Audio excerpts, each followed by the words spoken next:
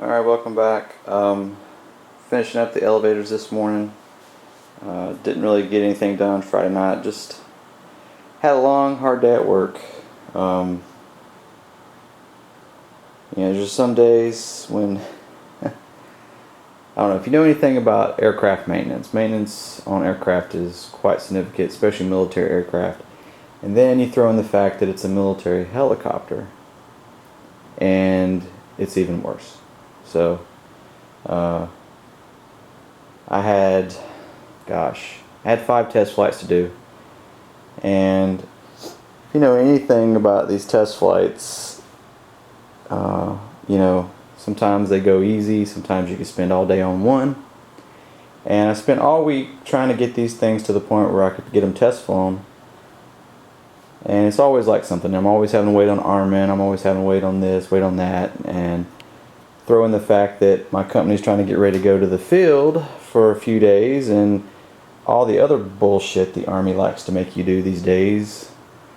Training this, training that, sensitivity this, sensitivity that, can't say this, can't say that. And I have like nobody around to do work. So it was a frustrating day because it's Friday, I want to go home, but yet I can't go home until I get all the aircraft up. So it was just a long day.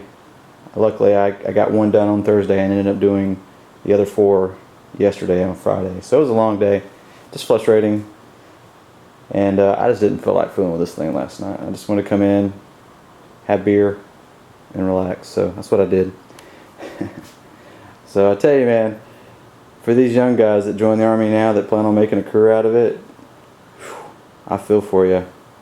Because I'm pushing 17 years now, and it's just like, it's all I can do to get, keep from throwing my wings on the table or something some days, so. And I got a great job. I mean, I get to fly the most advanced attack helicopter in the world. Plain and simple. But it seems like the longer I'm in, the less and less it's about the flying, and the more it's about all the other bullshit that you have to deal with, so. Oh well, it is what it is. I guess my clay's starting to harden, turning into one of those old crusty rocks that don't want to relearn everything. It's not that I can't learn, it's just I'm tired of relearning the same stuff. They keep changing a little this, a little that, and I joke around about our guys. I feel like Apache pilots are experimental test pilots, because I'm not kidding. Every couple of weeks they're changing something that you've got to relearn, or they're this and that. And then maintenance. I don't even want to go there. Maintenance is horrible. Because they designed put out this new Echo model, and I've got 24 aircraft straight from the factory, and I have never seen aircraft break this much within a few months of having them. It's horrible. It's like they take the old airframes, strip them down, rebuild new airframes, but then they take all the old parts off the old Deltas, inspect them. If they're good, put them back in the system, so we get all these old used parts on brand new airframes. So you got to go through the time of replacing all the crap, and then eventually they fly and they don't break as much, other than the occasional stuff. But right now, wow. Anyways, enough bitching. Here's the elevator mechanism. I already got this one done. Got to go slow on these to get them lined up, because you want to make sure you don't have essentially 1 degree negative and 0 degrees on this side for your incidents. So you want to make sure you get them as perfect as you can, or just get them matched. You could put an incident meter on here. The only one I have is for a helicopter. I could use it, but I'm not going to do that. I'm pretty much just following the contours of the actual airframe, lining it up to the airframe. So that's not good enough. I can always go back, make these holes a little bit larger, put an incident meter on there, and then glue in a block to secure them in the angle that I need. Hopefully I won't have to do that. I don't think people that are building these are doing that, because I usually tend to do more than most when I build. So I think it'll be okay. So got my wire pushed through the hole, just simply slides up onto that alignment pin here. Ooh, hold on, jet's starting to move a little bit. Alright, there we go. Push it up on here, and you just slide it in. This side, the tube, it's got to stop about, so you know, got your fiberglass tube, and then at the end of there's a little wood stop. This one was really tight, so I don't think the tube's ever coming out of this one again.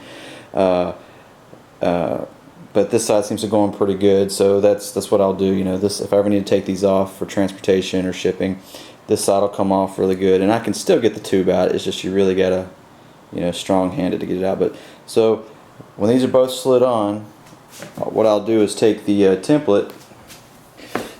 Oh, here it is. Speaking of, and you can see it's hard to see because of the colors.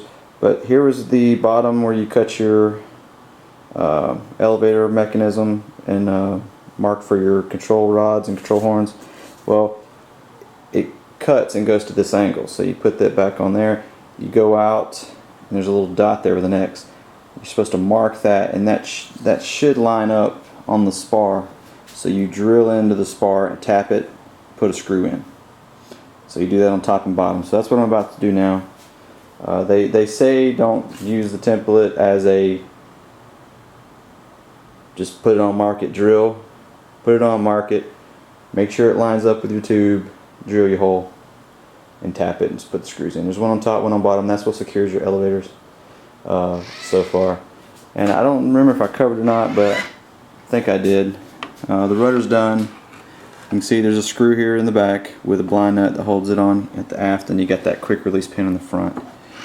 So the rudder's done, the wings are done, stabs are about to be done.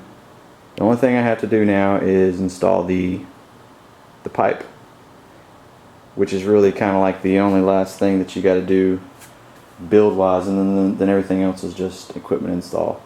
I've already started making like a little air board.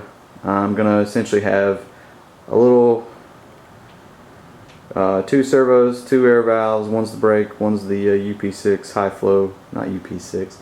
UP6 is on the left there, that's the brake valve. Right is the Jet Model Products high flow 4mm. That I got that with the Jet, that came with the Jet. So, and then I got the high flow tank from Jet Model. I love their stuff, man.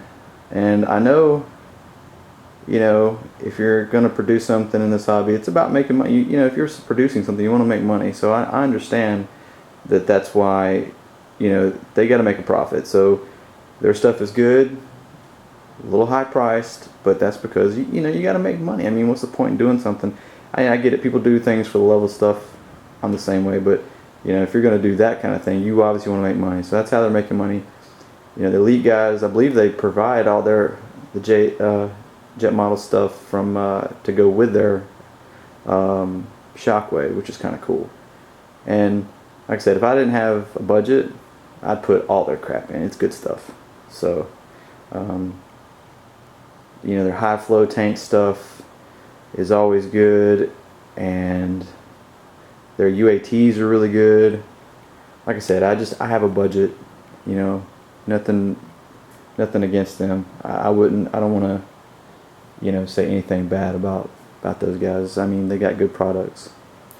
I mean, unfortunately, it's not their fault. It's our country, man. Our cost of living is so expensive in this country that if you want to produce something in this hobby and sell it to folks, you got to put the price up. And that's why it's so hard for hobby shops this day and age to compete, is because internet pricing is so cheap because it's coming out of China and all that stuff. So I mean, their cost of living there is a fraction of what ours is. So so if people stop buying my lottery ticket, you know, I'd friggin' start making jets here in the US and selling them for a, you know, pretty much at cost, because I'm not looking to make money. I just like doing the hobby, and it'd be nice to have stuff here locally. So that's what's always nice. Like being able to get stuff locally is great. Plus you get the tech support. So that's why this one's been such a nice build. I mean, because well, even before the build, it was so low stress. I mean, they were keeping me informed of everything up until the point, even the day it showed up, they were asking me if it was there yet. So they were constantly keeping in touch without me having to guess or poke or prod to get information. Completely helpful on getting me the manuals, and They even gave me extra stuff on another build of pictures to kind of show things that the manual doesn't. And that's kind of why I do my builds, is to help people out, because a lot of these jets don't come with manuals, and if they do, they're just kind of half-ass, honestly. And it's no hit on the Chinese ARFs and stuff like that. It's just, it's very hard for them to translate their language to English instructions. That's why Futaba instructions have always been hideous.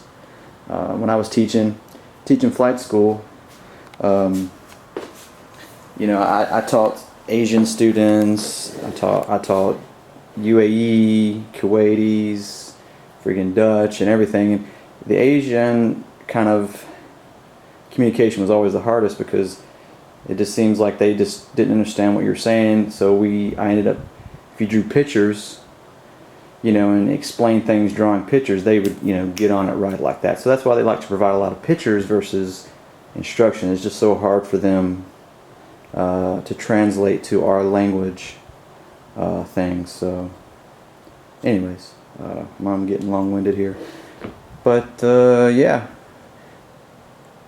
getting down to it. Hopefully I can get pretty much everything done this weekend. Starting to get nasty around here, so hopefully I can get a break in the weather, and it warms up enough to where I can get down to the field and get it flown and fly a little bit before it gets just ridiculously cold. So, but anyways, I'm gonna get back to work. You guys have a good one. Sorry for flapping my gums. Take it easy.